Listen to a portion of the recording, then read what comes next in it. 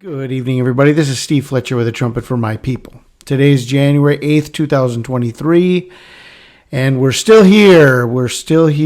And we have not seen the rapture of the church yet, and we are getting very, very anxious for the rapture of the church that is coming. It's very, very soon.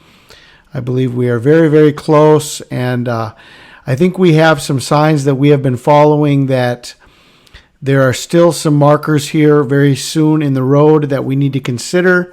And so I just want to share some things with you about where we are right now and over the coming days, keeping everything very, very close to where we are right now. Okay.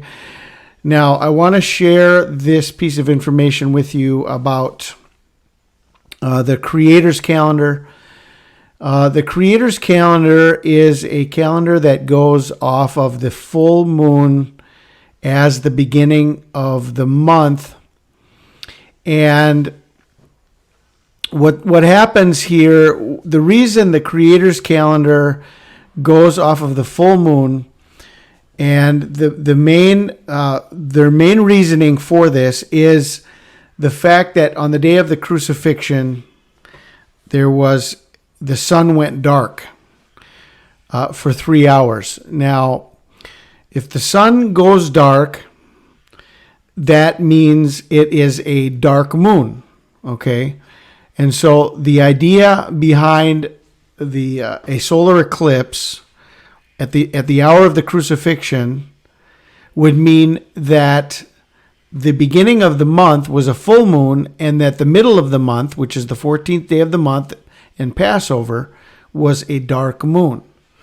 And that is their reasoning behind this, and it could be very well the true calendar that we need to consider. Now, here is the connection.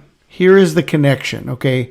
If we are at a full moon as the beginning of the month, then according to the Creator's Calendar, December 7th, the full moon of December 7th was the first day of the 9th month, and that would put the 24th day of the 9th month at December 31st of 2022.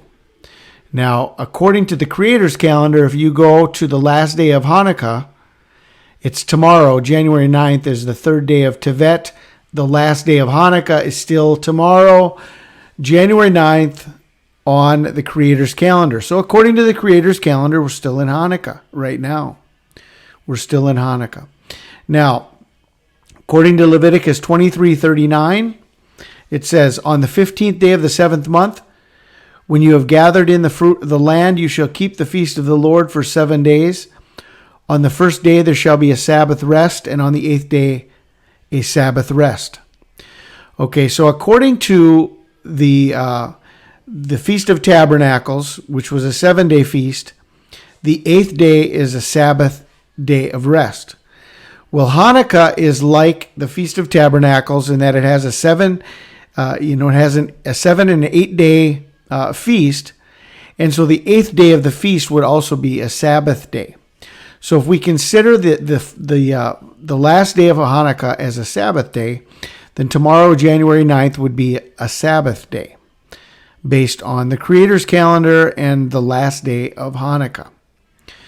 Okay, the other thing that we need to consider is that connected to the Kaduri prophecy and the new government of Israel and the Messiah coming on the Sabbath afterwards, I mean, we could be looking at January 9th as the Sabbath afterwards, which would be the last day of Hanukkah on the Creator's Calendar. But the other thing that was connected to this whole thing, and it keeps it really, really close to where we are right now, is that together with the new government being formed and the Messiah coming on the Sabbath afterwards, it also, the part of the prophecy of Rabbi Kaduri was that the Messiah would come also connected to and after the death of Ariel Sharon. Okay, now we've been watching through Hanukkah which led us to the new government of Israel on December 29th, which led us to the Sabbath afterwards on New Year's Day, and then also to January 6th and January 7th. Well, we're very close now to what is going to be the anniversary of the death of Ariel Sharon. After being in a coma for 8 years, he ended up dying on January 11th, 2014, and he was buried on January 13th, 2014. So we have a few watch days that we need to consider between January 9th, January 11th, and January 13th. Here is a sign in the heavens on January 12th. We have an amazing comet that is said it's going to be a naked eye comet. It's very, very powerful.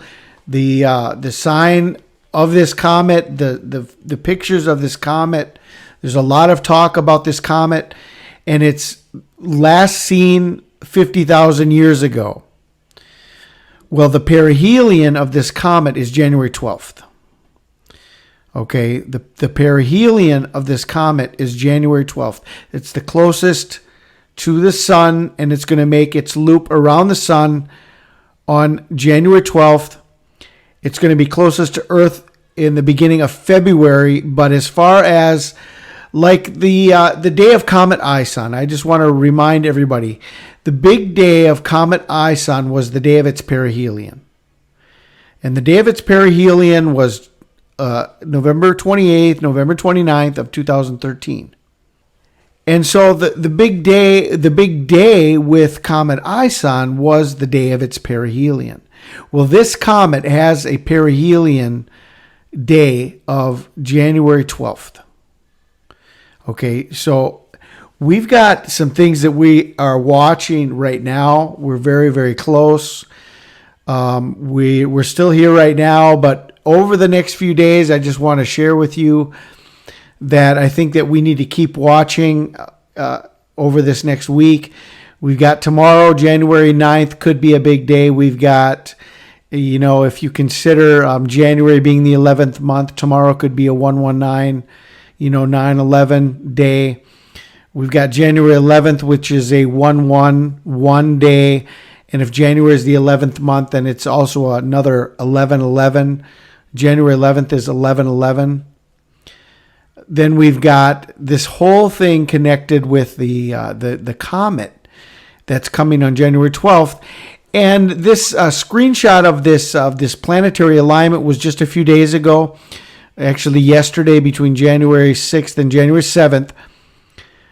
But this planetary alignment continues. Okay, so I don't have an updated version of this planetary alignment where it's going to be on January 9th, January 11th, or January 13th. But we have a 10 planetary alignment that is happening right now as we speak. So I don't think we should overlook this time period, because these things are, there's a shelf life on these signs. The planetary alignment, I don't know how long that's going to last.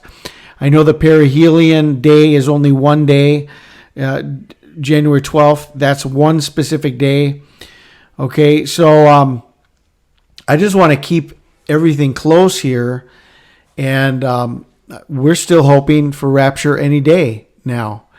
I don't think there's necessarily a reason to go forward months from where we are right now yet. And the other thing that we could look at, if we go past January 9th, January 11th, or January 13th, is the day of Rabbi Kaduri's death was January 28th. And this whole prophecy with the new government of Israel was so powerful, so real, so true, everything the way it came together with two Benjamins, Israel without a government for many, many years. Now we have the new government formed. We see that the new government is going to be making very drastic, very extreme moves.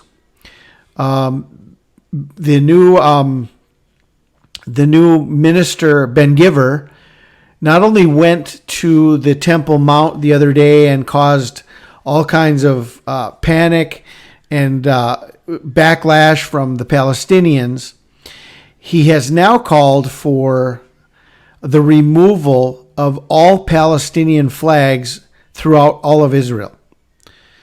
And this is going to cause great backlash. And some people are saying that this whole move here on the Temple Mount could be the actual trigger to World War III.